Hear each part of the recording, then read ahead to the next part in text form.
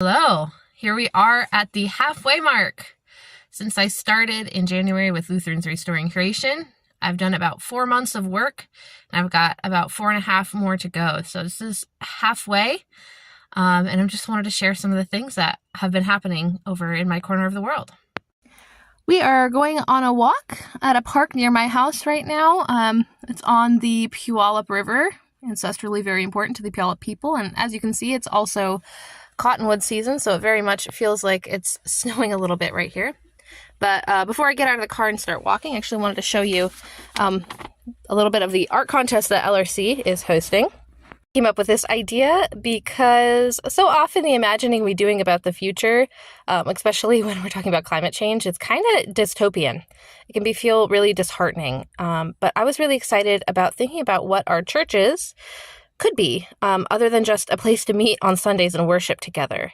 And so that is sort of the prompt. Thinking about solar punk is a movement that is inspired about thinking about hope and technology and what our future looks like. I have another example. And so I'm really excited to do this art project, but I also feel like I've really been able to reflect that in my work.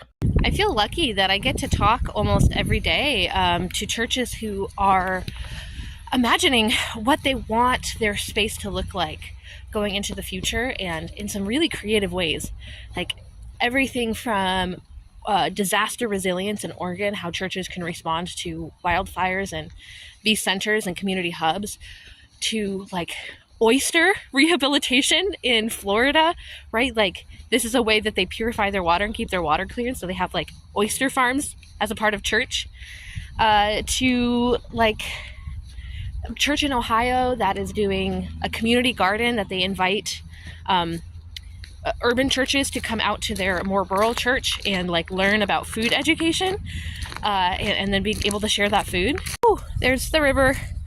But all this to say that this is super fulfilling for me, right? Like I picked this art project because it is an exercise in hope and survival for me, because I have to do it for my soul. But this is what I get to do every day outside of the art project. Like churches are already doing this work, and I get to hear about it, about how they are imagining like radically what a faith space can be in the face of some like really scary global problems. And to be honest, I don't want to stop doing this. I mean, it feels really sustaining and like hope-filling, and being in a job where I can daily build that sense of hope and like a future. I just didn't know it was something my work could provide. It feels really random. Like I've said this in another video, but I thought I was going to be a music teacher for the rest of my life.